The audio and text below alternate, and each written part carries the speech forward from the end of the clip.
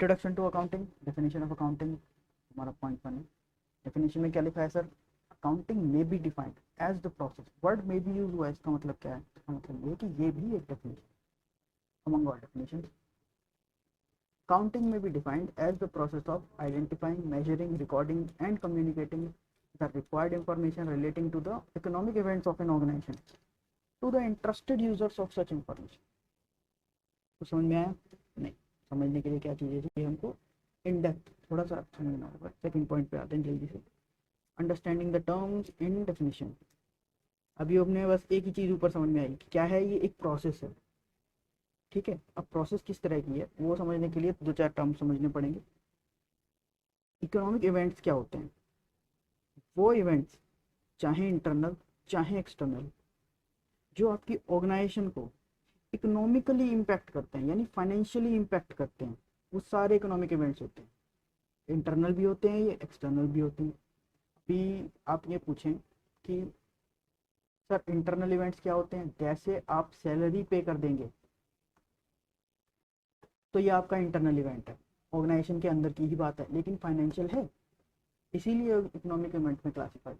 Next, external कैसे होते हैं, जैसे अगर आपका बैंक आपसे इंटरेस्ट चार्ज कर लेता है, यानी कि अगर आपने लोन वगैरह ले रखा है तो वो उस पर इंटरेस्ट काट लेता है, तो ये एक्सटर्नल है, लेकिन ये इकोनॉमिक इवेंट है।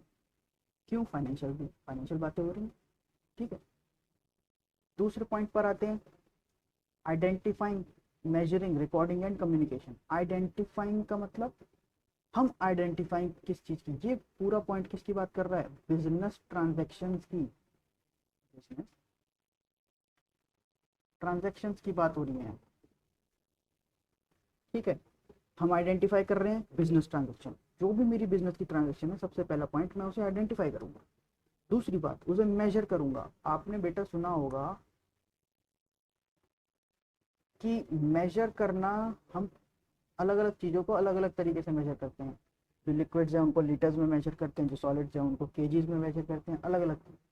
लेकिन जब भी कोई बिजनेस ट्रांजैक्शन होती है तो उसको हमेशा मॉनेटरी टर्म्स में हम रिकॉर्ड करते हैं। मॉनेटरी टर्म्स यानी in terms of money only. जो भी हमारी ट्रांजैक्शन है, अगर वो मनी में कन्वर्ट हो सकती है, मनी में मेजर हो सकती है, तभी वो हमारी बिजनेस ट्रांजैक्शन कहलाने लायक। अदर देन मनी आइटम हम यहाँ इग्नोर कर, ठीक। इसके बारे में आगे चल के बात करेंगे कैसे क्या होता। अभी आते हैं हम, नेक्स्ट पॉइंट है हमारा रिकॉर्डिंग। रिकॉर्डिंग क्या, किस बात की होगी भाई रिकॉर्डिंग, अभी आपने आइडेंटिफाई किया एक बिजनेस ट्रांजेक्शन को, आपने मेजर किया कि मानो चलो 500 रुपये की है, मैंने कुछ 500 रुपये का खर्चा कर दिया, तो अब आपको वो रिकॉर्ड भी करना पड़ेगा। रिकॉर्डिंग आप कैसे करते हैं, आपने सुना होगा एक बुक होती है जर्नल, राइट, या फिर लोग उसको कभी कभी डे बुक की तरह भी ट्रीट करते हैं, ठीक है। डे बुक में आपकी सिंगल एंट्री होती है और आपके जर्नल में डेबिट क्रेडिट सिस्टम होता है, यानी डबल एंट्री सिस्टम, DES। तो ये आपका रिकॉर्डिंग पैटर्न है। सबके बारे में धीरे धीरे आगे बात करेंगे। फिर आते हैं कम्युनिकेशन आपको करनी है। कम्युनिकेशन आप क्या करेंगे, बिजनेस ट्रांजेक्शन्स की, किससे करेंगे, किसके लिए बना रहे हैं वो सब, मैनेजमेंट, आपके एम्प्लॉयज़ भी हो सकते हैं, आपके ओनर्स भी हो सकते हैं, यानी ये लोग कौन है, आपके यूजर्स, आपके यूजर्स ऑफ फाइनेंशियल इंफॉर्मेशन या फाइनेंशियल स्टेटमेंट्स, इनके लिए आप काम करते हैं। लास्ट में हमारे पास पॉइंट आता है C, ऑर्गेनाइजेशन। ऑर्गेनाइजेशन क्या है, इसमें वर्ड ऑर्गेनाइजेशन ही क्यों अलग लिखा है, क्योंकि जब भी आप अकाउंटिंग करेंगे तो ऑर्गेनाइजेशन को अलग माना जाता है इसके ओनर्स से। आप अकाउंटिंग ऑर्गेनाइजेशन की कर रहे हैं, ओनर्स की नहीं कर रहे हैं, ठीक। पॉइंट नंबर D आपको क्या कहना चाह रहा है, कह रहा है इंटरेस्टेड यूजर्स ऑफ इंफॉर्मेशन कौन होते हैं। इंटरेस्टेड यूजर्स ऑफ इंफॉर्मेशन वो सभी लोग जो उस इंफॉर्मेशन को यूज कर रहे हैं या करना चाहते हैं, वो सारे यूजर्स हैं। जैसे आपकी मैनेजमेंट, अकाउंटिंग करेंगे, मैनेजमेंट काम आएगी, बहुत सी चीज़ें उससे वो डिड्यूस कर सकते हैं। ओनर्स, आपके ओनर्स, उन्हें भी बहुत सी चीज़ें पता लग जाएंगी, मेरा पैसा कहाँ खर्च हुआ, कैपिटल कहाँ लग गई, या ये सब जो भी हो रहा है, बिजनेस की स्थिति क्या है। एम्प्लॉयज़, आपके एम्प्लॉयज़ को पता रहता है अगर आप अकाउंटिंग करेंगे तो अपने बोनस वगैरह का वो बहुत ध्यान रखते हैं एम्प्लॉयज़, आपको पता होना चाहिए सब बातें। नेक्स्ट हमारे आते हैं यूजर्स में कॉमन, राइट। अभी फिलहाल जस्ट एक ब्रॉड आपको थोड़ा सा एग्जांपल दिया है कि यूजर्स किस तरह के होते हैं। नहीं, अब वापस हम ऊपर जाते हैं डेफिनेशन, राइट। अब फिर से हम डेफिनेशन पर जाते हैं। डेफिनेशन में क्या लिखा था, फिर से पढ़ेंगे एक बार। अकाउंटिंग में be defined, accounting may be defined as the process of measuring, recording, and communicating the required information relating to the economic events of an organization to the interested users of such information। यानी कि accounting एक ऐसी process है जिसमें हम identify करते हैं, major करते हैं, रिकॉर्ड करते हैं और कम्युनिकेट करते हैं रिक्वायर्ड इंफॉर्मेशन। रिक्वायर्ड इंफॉर्मेशन यानी financial information relating to the economic events, economic events यानी जो फाइनेंशियली ऑर्गेनाइजेशन को इम्पैक्ट कर रहे हैं of an organisation to the interested users of such information. ठीक है, समझ में आई? ठीक है, नेक्स्ट चलते हैं पॉइंट नंबर 3। पॉइंट नंबर 3 क्या है हमारा? Accounting as a source of information. Accounting as a source of information, अभी आपने ऊपर पढ़ा कि हमारे एक अकाउंटिंग हमारे रिकॉर्ड्स के यूजर्स होते हैं। तो ठीक है, यूजर्स होते हैं, इसका मतलब किसी न किसी को ये इंफॉर्मेशन पहुंच रही है, तो ये हमारी सोर्स ऑफ इंफॉर्मेशन बन जाती है, जो भी हमारे रिकॉर्ड्स है। हम फोर्थ पॉइंट पे आते हैं अपने टाइप्स ऑफ अकाउंटिंग। कितने टाइप ऑफ अकाउंटिंग है? वेरियस टाइप्स ऑफ अकाउंट होते हैं, बट ये 3 मेन आपके लिए इंपॉर्टेंट है जिन्हें आपको याद रखना। एक क्या होती है? फाइनेंशियल अकाउंटिंग, जो आप और मैं सीखेंगे, जो करेंगे वो सारा फाइनेंशियल अकाउंटिंग। एक होती है कॉस्ट अकाउंटिंग। कॉस्ट अकाउंटिंग में हम क्या निकालते हैं बेटे? प्रोडक्ट की कॉस्टिंग, कॉस्ट ऑफ प्रोडक्ट या सर्विस, सर्विस भी है। इस बात को ध्यान रखें, जब भी मैं प्रोडक्ट बोलूंगा उसका मतलब कि उसमें सर्विस इंक्लूडेड है। ठीक है। मैनेजमेंट अकाउंटिंग भी होती है। मैनेजमेंट अकाउंटिंग में क्या है? जब मैनेजरियल डिसीजन लेने होते हैं तो उसके लिए हम स्पेशल अकाउंटिंग करते हैं, मैनेजरियल अकाउंटिंग, या ऐसे बोलते हैं हम management accounting. Point number 5, point number 5 है हमारा फीचर्स ऑफ अकाउंटिंग इंफॉर्मेशन। क्या क्या फीचर्स हमें एक अकाउंटिंग इंफॉर्मेशन में मस्ट होती हैं? पहला फीचर है रिलायबिलिटी। आपके लिए वो रिलायबल होना चाहिए, आप उस पर भरोसा कर सके, इतना तो आपको कम से कम एक इंफॉर्मेशन में ढूंढना ही पड़े। रेलेवेंट होनी चाहिए आपके लिए। रेलेवेंट मतलब जितना मांगा है उतना डेटा उसमें हो और फालतू की बातें ना करी गई। अंडरस्टैंडिंगबिलिटी होती, मतलब आपने जो कुछ भी इंफॉर्मेशन शो करी है वो सामने वाले को अंडरस्टैंडेबल है कि नहीं, इतना क्लियर है कि नहीं। अगर वेग टर्म्स उसमें यूज किए हुए हैं, वैसे कुछ लिख दिया है, तो वो अंडरस्टैंडेबल नहीं होगा। प्लस अकाउंटिंग के सेट ऑफ रूल्स उसको कंपेरेबल बनाते हैं। माना मेरी एक एंटिटी है, मतलब एक ऑर्गेनाइजेशन है, अगर मैं दूसरी ऑर्गेनाइजेशन से उसको कंपेयर करूं तो इसका मतलब कि वो सेम किसी पैटर्न, किसी रूल पे अगर होगी, उसका अकाउंटिंग का बेस सेम होगा, जब भी मैं उसे कंपेयर कर सकता। ठीक है, ठीक है, आगे बढ़ते हैं। यहाँ तक अगर किसी को भी कोई दिक्कत हो तो आप कमेंट में पूछ सकते हैं। नेक्स्ट पॉइंट है हमारा ऑब्जेक्टिव्स ऑफ अकाउंटिंग। हमारे ऑब्जेक्टिव्स ऑफ अकाउंटिंग क्या होते हैं भाई? अकाउंटिंग अभी थोड़ा सा ऊपर पढ़ के आप लोगों को थोड़ा सा तो अंदाज़ा लग ही गया होगा कि अकाउंटिंग के हमारे ऑब्जेक्टिव्स क्या होते हैं। पहला ऑब्जेक्टिव कि हम रिकॉर्ड कर सकते हैं, क्या कर सकते हैं? To maintain the records of the business transaction. ठीक, हम ऐसी बात है। दूसरा, असरटेन प्रॉफिट एंड लॉस। ठीक है। तीसरा, to show the financial position of the business. कौन करता है ये सब चीज़ें? कौन मांगता है फाइनेंशियल पोजीशन? ओनर्स को पता होना चाहिए कि मेरा धंधा चल रहा है या नहीं। मैनेजमेंट जानना चाहती है कि मैं आगे प्रोग्रेस कर रहा हूँ या नहीं। एम्प्लॉयज़ जानते हैं कि भाई अगर मुझे एम्प्लॉयज़ को ये पता होता है कि अगर फर्म बिजनेस में प्रॉफिट चल रहा है तो हमारा बोनस भी आना चाहिए। ठीक है, काफ़ी सारी चीज़ें होती हैं। D, to provide information to its users both internal and external. मैंने यूजर्स को आपको थोड़ा सा ऊपर बताया था, अब बात कर लेते हैं यूजर। इंफॉर्मेशन देनी होती है यूजर्स को। इंटरनल यूजर्स क्या होते हैं मेरे? इंटरनल यूजर्स होते हैं मेरे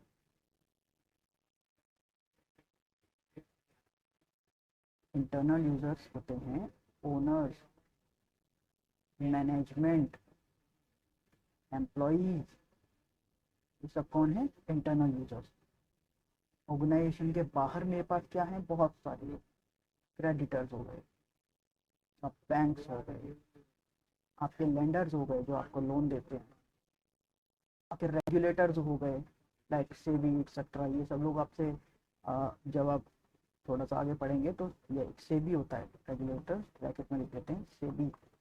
ये आपसे आपकी सारी इंफॉर्मेशन मांगते हैं ताकि इनको पता रह सके कि आपकी ऑर्गेनाइजेशन कहाँ स्टैंड कर रही है। उसके बाद हमारे पास पॉइंट है लिमिटेशंस ऑफ अकाउंटिंग। अकाउंटिंग ऐसा नहीं है कि रामबाण है, इसमें कोई दिक्कत ही नहीं, के अपने लिमिटेशंस भी हैं। ठीक है, क्या क्या लिमिटेशंस हैं इसके? Ignores qualitative aspect of the transaction. Qualitative मतलब कि ये कोई चीज़ गुड है या बैड है, इसको कोई फर्क नहीं पड़ता। राइट है या रॉन्ग है, उसको कोई फर्क नहीं पड़ता। उसकी क्वालिटी कैसी है, माना आपने बिल्डिंग खरीदी तो इसमें बिल्डिंग खरीदने में कितना पैसा आपका चला गया, सिर्फ उसे उस चीज़ से मतलब है। बिल्डिंग की क्या स्थिति है, कहाँ है, कैसा है, वैल्यू क्या है, उसको कोई मतलब नहीं है। अकाउंटिंग में सिर्फ और सिर्फ क्वांटिटेटिव एस्पेक्ट देखा जाता है। कौन सा? Quantitative aspect. क्वालिटेटिव एस्पेक्ट से अकाउंटिंग को कोई मतलब नहीं है, ये इसकी एक लिमिटेशन बन जाती है। ठीक है, दूसरा पॉइंट क्या है? Ignores changes in price levels over the period. आज आपने कोई चीज़ खरीदी, मानिए 1 लाख रुपए की, क्या 10 साल बाद भी वो 1 लाख रुपए की ही रहेगी? नहीं। क्यों? क्योंकि टाइम चेंज होता है, प्राइसेस चेंज होते हैं चीज़ों के। जो आपके पापा ने ज़मीन खरीदी होगी उसकी आज वैल्यू कम नहीं होगी, सेम वैल्यू नहीं होगी। तो अकाउंटिंग में ये चीज़ नहीं है। अकाउंटिंग फॉलो करती है historic cost method. Historical cost मतलब जितने जितने में खरीद ली उतनी ही उसकी कॉस्ट रहेगी, उसको प्राइस लेवल के चेंज होने से कोई मतलब नहीं। विंडो ड्रेसिंग क्या होती है बेटा? विंडो ड्रेसिंग एक ऐसा दलदल है हमारे यहाँ जिसको हम हटा नहीं सकते, जिसका कुछ कर नहीं सकते। जिस किसी को भी अकाउंटिंग की नॉलेज है वो विंडो ड्रेसिंग करता है। विंडो ड्रेसिंग होती क्या है सर, ये तो बताइए, अब बातें कर रहे हैं। ठीक है, विंडो ड्रेसिंग का मतलब कि आप अकाउंट्स को मैनिपुलेट करना जानते हैं, ये होती है window dressing. Window dressing is equal to manipulation. क्या हुआ? Manipulation in accounts. आपने अपने अकाउंट में मैनिपुलेशन किया है, दैट मीन्स आपने अपने अकाउंट को विंडो ड्रेस किया है। ठीक है, अपने फ़ायदे के लिए आपने मतलब प्रॉफिट बढ़ा दिया, स्टॉक बढ़ा दिया, कुछ भी ऐसी एडजस्टमेंट कर दी जो रियल नहीं है, जो एक्चुअल नहीं है, तो सारा कुछ विंडो ड्रेसिंग। ठीक, अब नेक्स्ट उस पर चलते हैं। 7th तक हो गया हमारा, नेक्स्ट पेज पे चलते हैं। 7th में एक पॉइंट और है, डी। वो एग्जैक्ट नहीं होती। राइट, एग्जैक्टिंग के कुछ रूल्स हैं, आप रूल्स में चलेंगे, आपको रूल्स में सब रूल्स मिलेंगे। एग्जैक्ट होने का मतलब कि इसके अलावा कुछ चीज़ है ही नहीं है। अकाउंटिंग में एक ही काम को करने के मोर देन वन तरीके हैं, तो इसे हम एग्जैक्ट तो कतई नहीं कह सकते। वही काम किसी ने किसी तरीके से किया है और इन्होंने किसी और तरीके से, मानो डेप्रिसिएशन ही लगाना है। डेप्रिसिएशन जानते हैं आप? एसेट की वैल्यू में कमी हो जाती है, वेयर एंड टियर से या और भी चीज़, तो उसे डेप्रिसिएशन। डेप्रिसिएशन के ही एसएलएम मेथड होते हैं, डब्ल्यूडीवी मेथड होता है, और भी कई मेथड होते हैं। माना उसने मेथड यही लगा दिया, ठीक, और किसी और ने ये लगा रखा है, तो ये दोनों की वैल्यू एग्जैक्ट नहीं आएंगी। बात समझ आई? नेक्स्ट पॉइंट पर आते हैं, 8। यूजर्स ऑफ अकाउंटिंग या फाइनेंशियल इंफॉर्मेशन कौन होते हैं? इंटरनल यूजर्स, जो मैं आगे बता के आया था अभी पीछे। Share holders, management, employees, owners. ठीक है, एक्सटर्नल क्या? Creditor, government, bank, lender, regulator etcetera. बेटा अब हमारे पास नेक्स्ट टॉपिक है book keeping versus accounting important है। अगर इसमें से चैप्टर में से क्वेश्चन आता है तो ज़्यादातर यही क्वेश्चन आता है कि सर बुक कीपिंग और अकाउंटिंग के बीच में क्या अंतर है वो बताइए। मुश्किल नहीं है, बस वो क्या है, हमने अकाउंटिंग तो पढ़ी है, चलिए पहले अकाउंटिंग ही पढ़ लेते हैं। अकाउंटिंग क्या है, मीनिंग बेसिस क्या है, meaning the systematic process of recording measuring and communicating information about the financial transaction taking place in a business. ठीक है, हमें कोई दिक्कत नहीं, इतना तो हम पढ़ के आ चुके हैं। अब क्या है, बुक कीपिंग क्या होती है, the process of systematic recording and classification of financial transaction of information. अंतर क्या रहा, ये सिर्फ रिकॉर्डिंग एंड क्लासिफिकेशन तक की बात करता है, यानी अकाउंट्स बन गए उसके बाद आपका बुक कीपिंग खत्म। ठीक है, ये उसके आगे भी जाता है, आपसे क्या कहता है, कम्युनिकेट करवाता है information about the financial transactions taking place in a business. फिर स्कोप की बात करते हैं अपन, ये नैरोअर होता है और ये ब्रॉडर होता है, ब्रॉडर या वाइडर जो भी आप कहना चाहें। नैरोअर क्यों, बुक्स ऑफ अकाउंट्स बन गए, काम खत्म, मेरे बुक कीपिंग हो गई। लेकिन अकाउंटिंग तो शुरू ही वहाँ होती है जहाँ books of account book keeping अपना काम खत्म कर देती है। कहने के लिए कैसे, आपके अकाउंट्स बन गए, ठीक है, आपने बुक कीपिंग कर ली, अकाउंटिंग में बुक कीपिंग भी शामिल है, लेकिन एनालिसिस का पार्ट, इंटरप्रिटेशन कौन करेगा, फिर कम्युनिकेट कैसे किया जाएगा, ये सारा अकाउंटिंग में शामिल हो। बुक कीपिंग में आपने अकाउंट्स बना दिए ओनली, लेकिन अकाउंटिंग में आपको फाइनेंशियल स्टेटमेंट भी बनाने पड़ेंगे, फाइनेंशियल स्टेटमेंट्स भी बनाने पड़ते हैं जो कि अकाउंट्स के बाद बनते हैं। ये हमारा कम्युनिकेशन में फर्स्ट स्टेप है, और इसको फुलफिल करने के लिए आपको अकाउंटिंग पे करना पड़ेगा। ये यहाँ बुक कीपिंग खत्म और यहाँ अकाउंटिंग खत्म। नेक्स्ट टॉपिक क्या है, डिसीजन मेकिंग के बेस पे देखते हैं क्या डिफरेंस है इसमें। भाई अकाउंट आपकी बुक कीपिंग मैनेजमेंट की डिसीजन मेकिंग में कोई हेल्प नहीं करती, आपके अकाउंट्स बन गए, काम खत्म, ये रिकॉर्ड खत्म हो गया ना, उन्होंने रिकॉर्ड किया, बात खत्म हो गई। इधर आते हैं आप अपना, ये हेल्प करती है मैनेजमेंट की डिसीजन मेकिंग प्रोसेस में।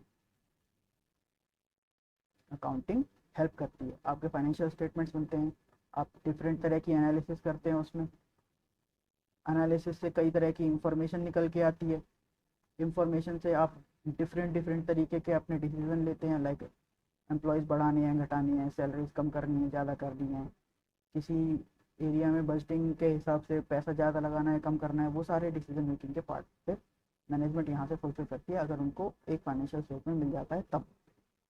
Preparation of financial statement book keeping में इंक्लूडेड नहीं है और अकाउंटिंग में इंक्लूडेड होती है। ठीक है, ऊपर में ये बताया गया था अभी फाइनेंशियल स्टेटमेंट्स को।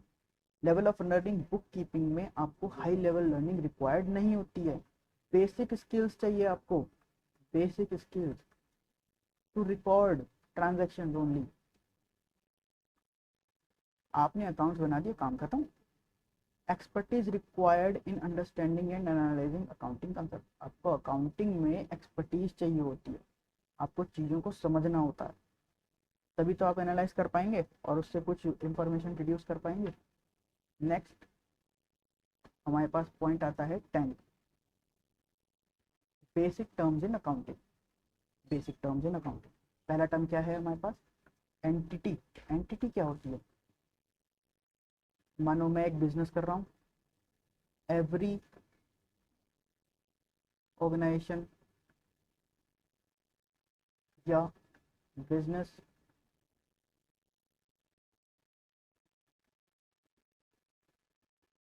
जिसकी अकाउंटिंग हो रही है, whose accounting is being done is an entity। आप इस बात को ऐसे समझ लीजिए, किसी भी चीज़ की अगर आप अकाउंटिंग कर रहे हैं, चाहे ऑर्गेनाइजेशन हो या कोई इंडिविजुअल हो, तो वो पर्टिकुलर पर्सन या ऑर्गेनाइजेशन एक एंटिटी कहलाए। दूसरा अपने पास क्या है, ट्रांजैक्शन क्या होती है भाई, अकाउंटिंग में ट्रांजैक्शन का मतलब कुछ भी मॉनेटरी लेन देन हुआ है, मॉनेटरी लेन देन को कैसे लिखेंगे, ट्रांजैक्शन ही होता है, मॉनेटरी टर्म्स में इन और आउट हुई है कोई भी चीज, ऐसा मतलब कुछ भी लेन देन अगर होता है हमारे पास तो हम उसे ट्रांजैक्शन कहेंगे। ट्रांजैक्शन जैसे पेड 2 लाख टू ऑपरेटर, आपने ऑपरेटर को 2 लाख रुपए पे कर दिए। अब ये क्या है? ट्रांजैक्शन। ट्रांजैक्शन कब मानी जाएगी? जब इसके दो एस्पेक्ट्स आपके लिखे होंगे, एक डेबिट में और एक क्रेडिट में। बात समझ आई? नहीं सर, एक ट्रांजैक्शन के हमारे पास हमेशा दो पहलू होते हैं, एक डेबिट रिकॉर्ड्स और एक क्रेडिट रिकॉर्ड्स। यानी कि हम हमेशा डबल एंट्री बुक कीपिंग करेंगे, double entry book keeping follow करते हैं। हमारे इंडिया में ICAI एक इंस्टीट्यूट है जो अकाउंटिंग को गवर्न करता है। ये कहता है कि सिंगल एंट्री सिस्टम फॉलो नहीं किया जाना चाहिए, फॉलो नहीं करना है आपको, आपको डबल एंट्री बुक सिस्टम ही फॉलो करना है ताकि हमारे अकाउंट्स की कंपेरेबिलिटी बनी रहे। ठीक है, तो ये एक ट्रांजैक्शन कैसे हुई? सर हमने 2000 रुपये पे किए, हम क्रेडिट हो गए और 2 लाख रुपए के साथ, लेकिन किसी ने रिसीव भी तो किए ना, ऑपरेटर ने 2 लाख रुपए रिसीव भी किए ना, इसीलिए एक ट्रांजेक्शन। खैर एक बात को ज़्यादा लंबा चौड़ा नहीं समझाना चाहिए, नहीं तो बच्चे बोर हो जाते हैं। अब आते हैं नेक्स्ट टॉपिक से हमारा एसेट्स। एसेट्स क्या होती हैं? एसेट्स का मतलब संपत्तियां। एसेट्स का मतलब संपत्तियां, कोई भी चीज जिसकी मैं ओनरशिप लेके बैठा हूं वो मेरी एसेट। जिस पे मेरा नाम लिख गया वो मेरी एसेट है। अब एसेट्स के टाइप क्या होते हैं? एसेट समझ में आई ना?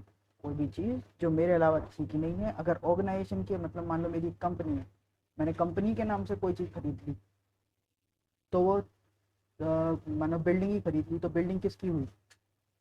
कंपनी की, ना कि मेरी। ठीक है, अच्छा थोड़ा और आगे आते हैं। अच्छा हमने समझ लिया कि सर हमारी संपत्तियां, हमारी जो भी चीज़ मेरी है जिस पे मैं अपनी ओनरशिप या पोजेशन रख सकता हूँ वो सारे के सारे असेट्स। असेट्स हमारे फर्दर दो तरह के होते हैं, एक नॉन करंट और एक current asset. Basically non current assets का मतलब जो हमारे लॉन्ग टर्म काम के, लॉन्ग टर्म असेट किस किस तरह के हो सकते हैं? लॉन्ग टर्म असेट्स हमारे fix asset, non current investment हो सकती है, लंबे समय के लिए इन्वेस्टमेंट करके छोड़ दी। डेफर्ड टैक्स असेट्स हो सकते हैं, जिनके बारे में हम बाद में बात करेंगे कभी टाइम मिलेगा। Long term loans and advances, मैंने किसी को लंबे समय के लिए, लंबे समय मतलब जनरली लॉन्ग टर्म होने का मतलब over 1 year, over 1 accounting year की अगर हम उसको ड्यूरेशन दे देते हैं, एक अकाउंटिंग ईयर से ज़्यादा अगर वो चला जाता है कोई भी एसेट का पोजेशन तो हम उसको लॉन्ग टर्म एसेट्स बोलते हैं, यानी नॉन करंट एसेट्स बोलते हैं। ठीक है, अब क्या है कि बहुत सी चीज़ें ऐसी भी होती हैं कि जिन्हें हम शुरुआत में ही समझ के, मान लो बिल्डिंग जैसे ले लो, बिल्डिंग लेनी तो वो 1 साल में ख़त्म तो नहीं हो जाएगी, इसीलिए वो लॉन्ग टर्म एसेट बन जाती है, नॉन करंट एसेट बन जाती है। ठीक है, अब अदर नॉन करंट एसेट्स और भी बहुत कुछ चीज़ें होती है जो 1 से ज़्यादा साल के लिए हम करते हैं।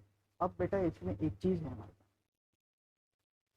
नॉन करंट इन्वेस्टमेंट, ये सब आपके सामने आता जाएगा जैसे जैसे आप इस चीज़ को सीखते जाएंगे। हमारे सामने आता है फिक्स्ड एसेट। हम फिक्स एसेट को थोड़ा सा समझते हैं। फिक्स्ड एसेट, फिक्स एसेट मतलब कोई भी मेरी संपत्ति जो अब सिर्फ मेरी है और मैं उसको चेंज नहीं कर सकता हूँ। फिक्स एसेट मतलब ये चीज़ होती है, आप जनरली ये समझ के चलो। दो तरह की होती है, एक टेंजिबल होती है, एक इंटेंजिबल होती है। ठीक है, एक थर्ड होता है, ये तो टेंजिबल मतलब जिसे हम छू सकते हैं, इंटेंजिबल वो जिसे हम छू नहीं सकते बट हमें दिखता है।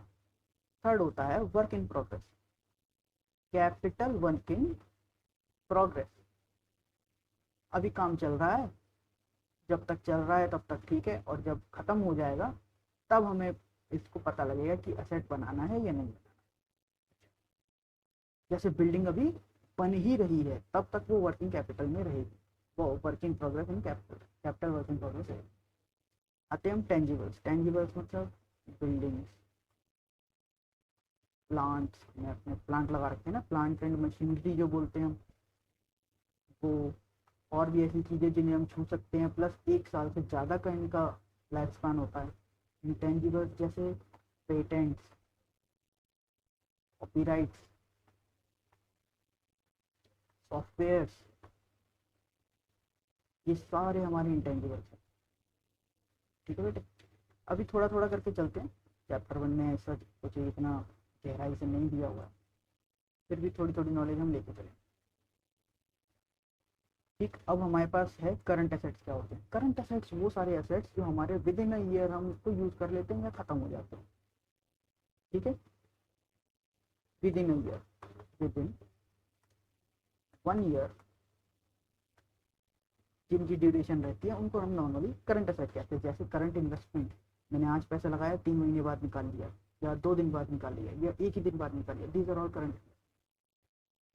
इन्वेंट्रीज, इन्वेंट्रीज मतलब मैंने स्टॉक में जो मैं माल खरीद के लाया हूँ वो अभी रखा है, 3-4 महीने के लिए रखा है। मानो आज खरीद के लाया, कल खर्च हो गया, कल कुछ बन गया उससे, तो वो मेरे जनरली स्टॉक जो है एक साल के अंदर हमारा रीयूज होता रहता है, तो इसलिए इन्वेंट्रीज करंट एसेट।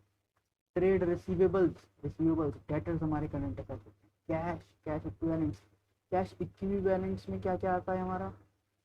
अभी जनरल ये समझ के चल लो कि आपके पास वो भी बैंक है वो सारा कैश इक्विवेलेंट्स ही होगा। Short term loans and advances, other current assets, ये सारे के सारे आपके करंट एसेट्स में क्लासिफाई होंगे। ऐसे ही आपकी लाइबिलिटीज़ बनती हैं।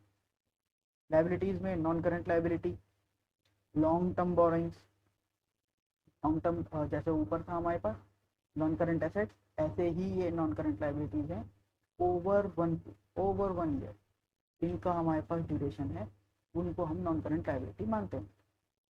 अब क्या क्या हो सकती हैं? लंबे समय के लिए बोरोइंग कर रखी है हमने किसी से, टैक्स की लाइबिलिटी है हमारे पास, या और कुछ भी ऐसा है जो लॉन्ग टर्म के लिए है जो हमें देना पड़ सकता है, या लॉन्ग टर्म प्रोविजंस कर रखे हैं, आगे चल के हमको किसी चीज़ का पेमेंट करना ही पड़ेगा 1-2 साल बाद, 5-6 साल बाद, तो उसके लिए प्रोविजनिंग आज से कर रहे हैं, वो अच्छी लॉन्ग टर्म प्रोविजन का क्लासीफाई।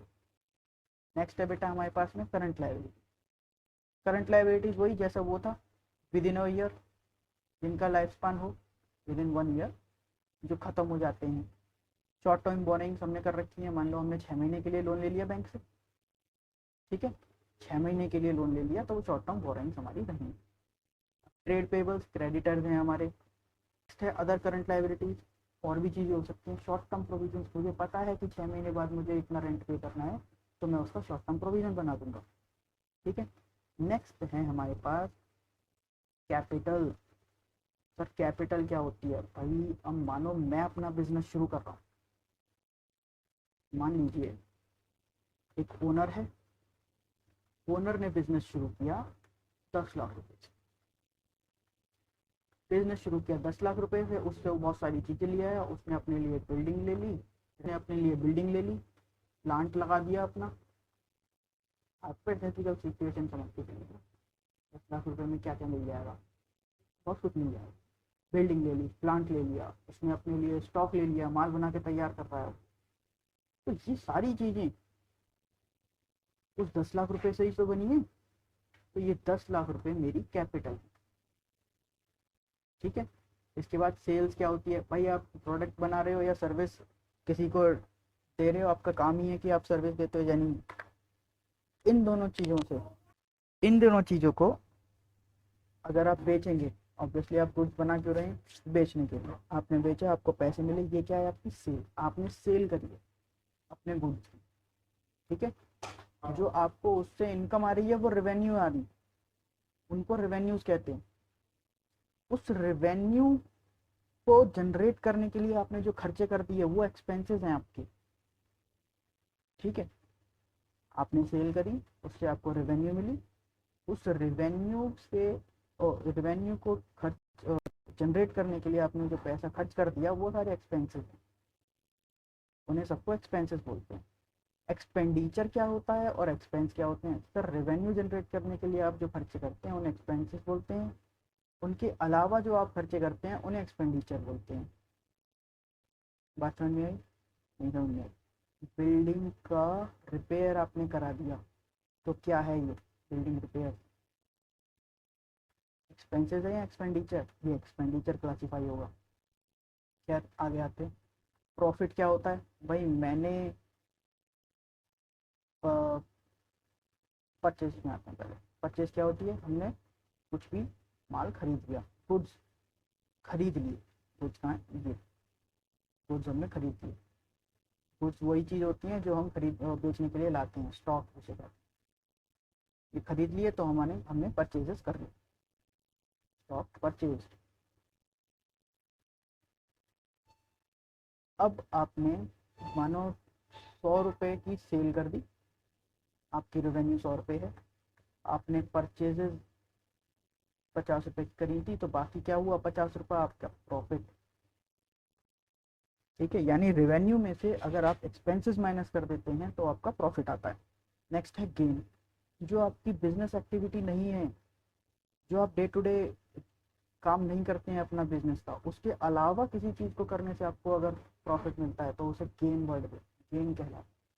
जैसे आपने सेल कर दी, sale of fixed asset, sale of fixed asset से आपको गेन जनरेट होता है, ना कि प्रॉफिट। ठीक है, ऐसे ही लॉस होगा यहाँ पे, लॉस के लिए सेम वर्ड है, गेन और लॉस, प्रॉफिट या लॉस।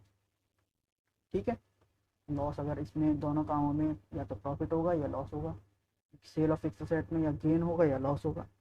ठीक है, परचेजेज हो गया। डिस्काउंट क्या होता है? सर डिस्काउंट का मतलब आपने ट्रांजैक्शन तय करी थी किसी और रेट पर,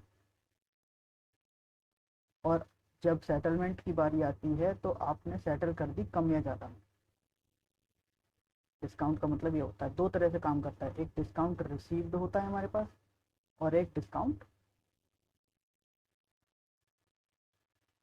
गिवन होता है। डिस्काउंट रिसीव्ड हमारा फ़ायदा और डिस्काउंट गिवन हमारा नुकसान। अभी के लिए इतना ही समझते चलते। मानो कि मैं 100 रुपये की सेल करके आया था, मुझे 100 रुपये मिलने चाहिए थे, उसने सामने वाले 95 दिए, तो इसका मतलब 5 रुपये मैंने डिस्काउंट दिया उसे। ये डिस्काउंट गिवन है, मेरे लिए नुकसान है। ठीक है, अब नेक्स्ट देखते हैं हमारे पास क्या है, वाउचर। वाउचर क्या होता है?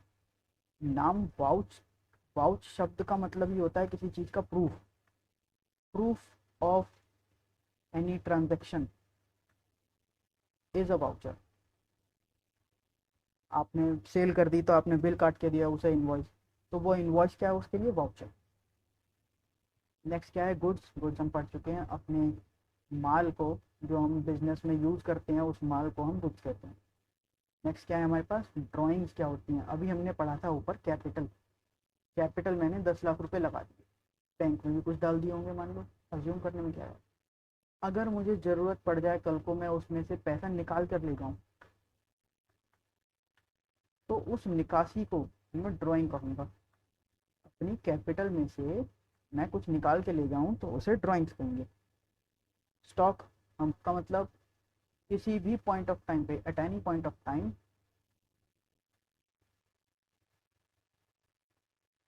मेरे पास इन्वेंट्री कितनी है, इन्वेंट्री या कहूँ गुड्स कितने हैं, तो मेरा स्टॉक है।